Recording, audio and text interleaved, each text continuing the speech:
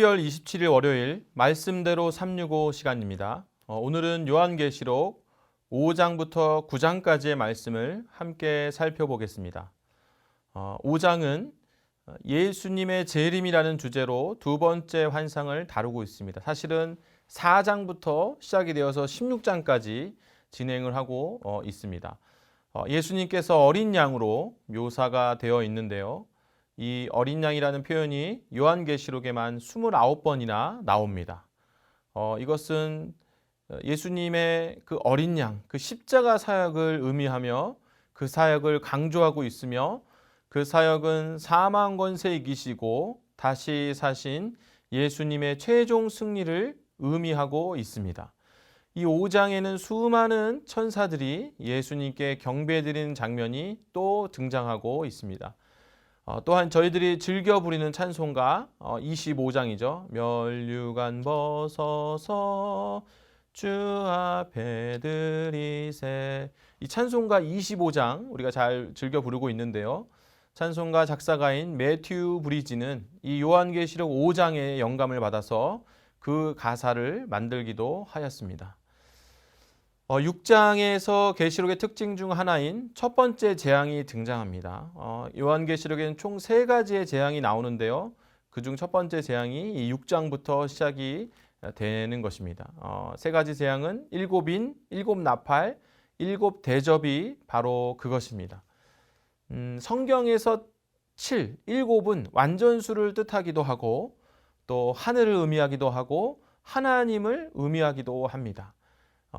어린 양이 7인 중에서 이제 처음 4개를 떼는 장면이 첫 번째인, 두 번째인, 세 번째인, 네 번째인을 떼는 장면이 6장에 나오고 4명의 말탄 자들이 나오고 또 이제 심판자 역할을 하면서 재앙이 시작되는 겁니다.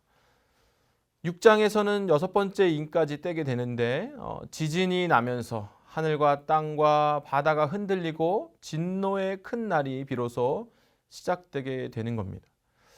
하나님의 진노에 대해서는 노아 홍수를 기억해 보시면 한 번의 진노가 한 번의 그 심판하심이 단번에 이루어지는 것이죠.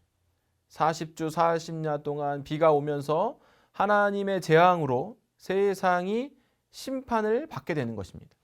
그런데 이 마지막에 나온 요한계시록의 하나님의 진노는 그렇게 하나의 재앙이 하나의 진노가 단번에 이루어지는 것이 아니라 재앙의 강도가 하나씩 더해지고 점진적으로 강해지는 겁니다. 그것은 재앙을 통한 멸망이 아니라 회개를 촉구하시는 하나님의 인내와 자비를 의미하는 거기도 합니다.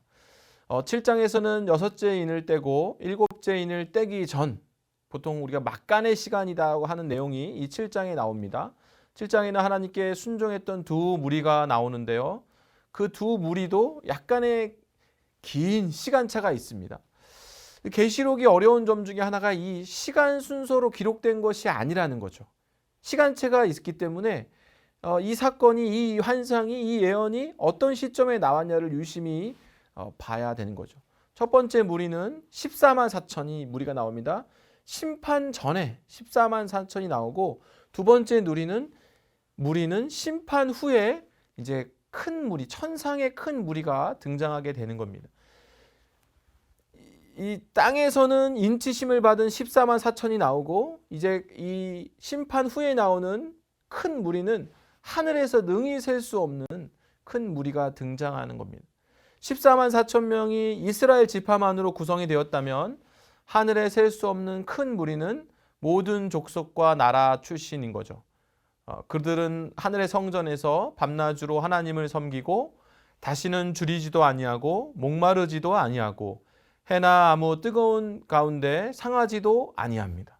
하나님께서 그들의 목자가 되사 생명수 샘으로 인도하시고 그들의 눈에서 모든 눈물을 씻어 주시게 되는 겁니다. 8장에서는 마침내 7째 인을 떼게 됩니다. 그러자 7 천사가 7 나팔을 받으며 두 번째 재앙이죠. 7 나팔이 시작되게 됩니다. 8장에서 8장에서는 첫째부터 넷째 천사가 등장하며 각각의 나팔을 이제 불게 됩니다. 땅과 식물의 3분의 1이 파괴되고 바다와 바다 생물의 3분의 1이 파괴되고 샘물 3분의 1이 파괴되고 해와 달과 별의 3분의 1이 파괴되게 되는 겁니다. 9장에서는 다섯 번째 천사가 등장하는데 다섯 번째 천사가 다섯 번째 나팔을 불게 되고 메뚜기의 한 종류로 이해되는 황충이 무저갱에서 나와서 5달 동안 이제 괴롭힘이 시작되는 겁니다. 여섯 번째 나팔을 불자 이제 사람의 3분의 1이 죽게 되며 재앙이 이제 더 심해지는 상황이 가운데 오늘 본문이 끝나게 되는 겁니다. 그래서 오늘도 본문의 계시들이 또 암시들이 상징들이 다소 어렵더라도 그럼에도 불구하고 재앙 가운데 교회를 지키시고 교회를 궁극적인 승리로 이끄시는 예수 그리스도를 의지하시고 마라나타의 신앙으로 더욱 풍성해지시는 하루가 되시기를 주님의 이름으로 소망합니다.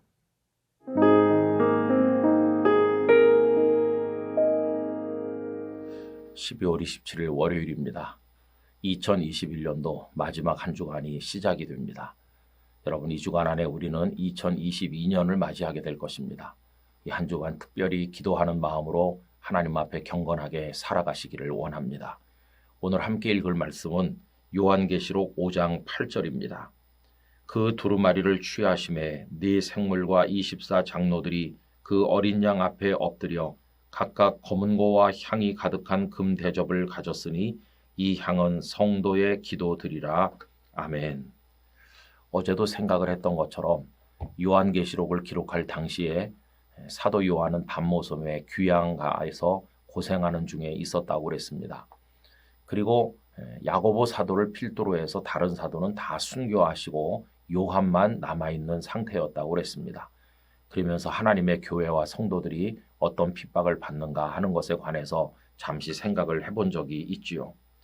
여러분, 이렇게 시련과 핍박의 시기를 통과하면서 성도들이 믿음을 지키고 있는데 그렇게 어려울 때 성도가 해야 될 일은 무엇일까요?